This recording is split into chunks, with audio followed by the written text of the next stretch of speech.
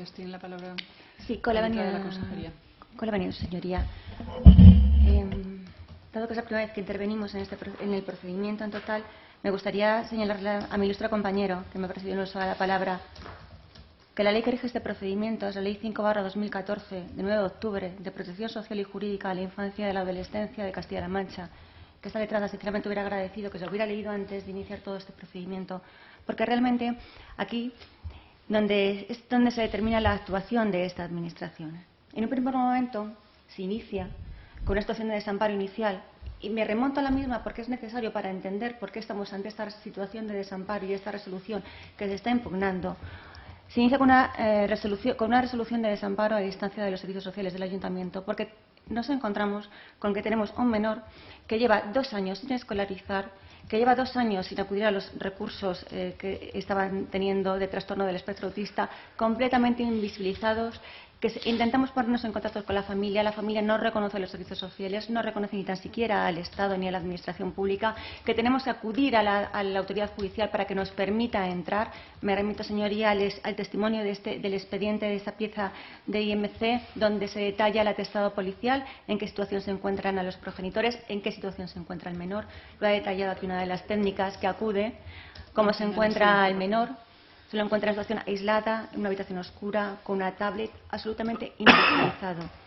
Y me remito a los derechos que tienen los niños, derechos que están garantizados en esta ley 5/2004, al reconocimiento de los derechos de los menores, al derecho a la protección a la salud, al derecho a la educación, al derecho a la integración social.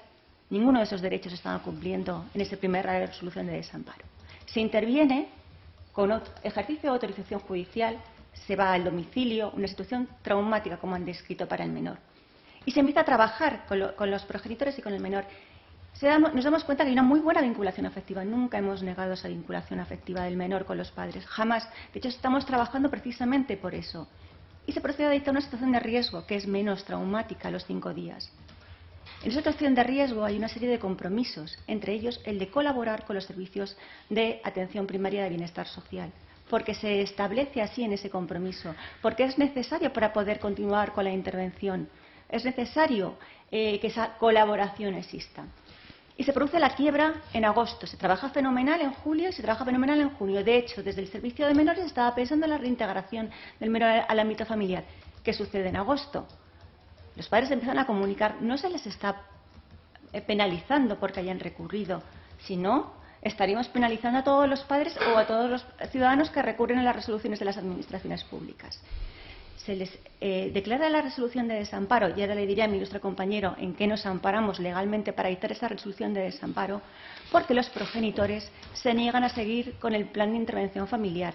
Lo han dicho las dos técnicas aquí, lo ha dicho también la trabajadora de los servicios sociales. Una de las técnicas que voy a aclarar es que no entiendo cómo priman más el entrar con un abogado y la prevalencia del abogado que entrar a conocer cómo se está desarrollando esa intervención psicosocial. No es una cuestión jurídica, es una cuestión de conversar. ¿Cómo está Marcos? ¿Ha ido a Panag? ¿Está comiendo bien? ¿Va al colegio? ¿O va a empezar al colegio? ¿Cómo van las vacaciones? Esa era la entrevista que tenían los técnicos y a la que no acudieron. Ahí es cuando se quiebra completamente la colaboración. E insisto, ese es el motivo de la resolución de desamparo que se establece. Y es un motivo grave. La ley 5/2014 establece como motivo de resolución, de declaración de situación de desamparo, precisamente cuando se produzca una obstrucción y se rompa la negativa de los padres a participar en la ejecución de las medidas adoptadas. Y se produce desde el momento en que se incumple uno de los compromisos, en el momento en que no se entra, no porque no vengan acompañados de los letrados, sino porque se les invita a entrar solos para hablar, porque había visto, y la situación hostil, como ha puesto, y amenazante. Esa situación hostil, esa desconfianza hacia los servicios sociales, se empieza a plasmar a partir de ese momento y se produce también durante la situación de desamparo. Es cierto que siguen acudiendo a los recursos de los servicios sociales, pero aquí nos ha dicho la trabajadora social del Ayuntamiento, doña Esther, que llega un momento en que no pueden trabajar con los progenitores porque no reconocen la situación. No han reconocido la situación inicial, de desamparo inicial, la invisibilidad, la falta de escolarización, la vulneración de los derechos del menor, de su hijo.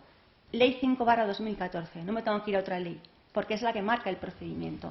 No reconocieron la ruptura de la situación de riesgo. insisto, estaba en progreso, porque se estaba colaborando con los servicios sociales. No estamos hablando de sumisión, estamos hablando de colaboración. Lo que ustedes interpretan como sumisión es la colaboración con los servicios sociales, porque tenemos la obligación por ley de tutelar y de velar por el interés de los menores. Esa es la obligación que tenemos los servicios sociales de Castilla-La Mancha y es lo que hemos hecho en este caso. Se continúa la resolución de desamparo. ¿Y con qué nos encontramos? Con que los servicios sociales del Ayuntamiento dejan de prestar ayuda. ¿Por qué? Porque se sienten coaccionados, amenazados.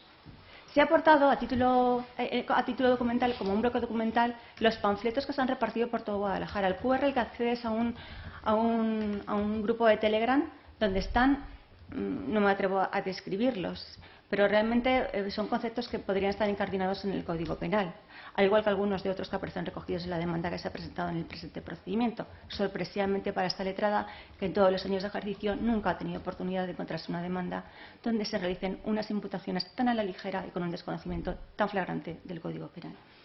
Se continúa trabajando a pesar de todo ello por parte de los servicios sociales contra viento y marea, por parte de las técnicas, haciendo oídos sordos a toda la presión por el bien exclusivamente de Marcos. Lo han declarado aquí. Nos encontramos sorpresivamente, cuando estamos intentando poner un régimen de visitas lo más favorable, nos encontramos con un régimen de visitas fijado por este juzgado. Lo acatamos, comunicamos al juzgado, a pesar de que ese auto está recurrido por nulidad radical, porque no fuimos citados, no comparecimos, no pudimos decir nada en este procedimiento. Ahora es la primera vez. Y se ha intentado trabajar. Y el resultado es claro. Las educadoras que trabajan en el Hogar Fantasía han dicho que ese niño ha mejorado mucho, porque ha adquirido unas pautas de comportamiento que son necesarias e imprescindibles en todos los menores, pero más todavía en los niños con trastorno del espectro autista. Se han incrementado el régimen de visitas progresivamente. La idea de esta administración era otra.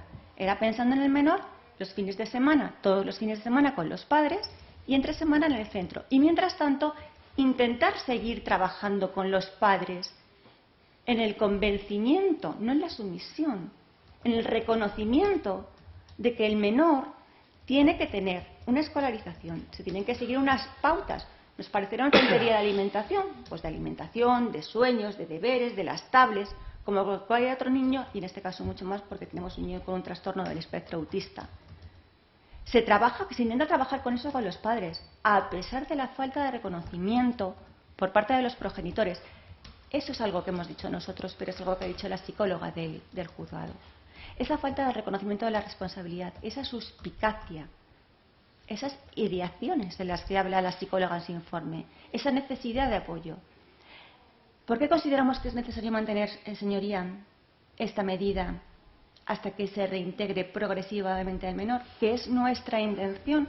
Prueba de ello son las visitas que vamos incrementando poco a poco. Porque necesitamos trabajar con los progenitores, necesitamos que se dejen de esas ideas de secuestro. Nosotros no hemos secuestrado al menor, hemos actuado en virtud de lo dispuesto en el artículo 37i y en virtud del artículo 61, procedimiento de urgencia. Se nos ha preguntado que por qué consideramos que el procedimiento es de urgencia. Pues mire, lo consideramos que es urgente porque vienen ya con las ideas de ideación que decían, y las ideas de el niño no está en el sistema, no reconocemos en los servicios sociales, no reconocemos que el menor esté trabajando, hay que cesar la situación de riesgo, hay que terminar automáticamente este plan. ¿Y qué es lo que en beneficio del menor? Adoptamos esa situación que nos la permite la ley, es el artículo 61 de la ley, de la ley que le vuelvo a recordar, que es la que se aplica en este procedimiento, la 5/2014.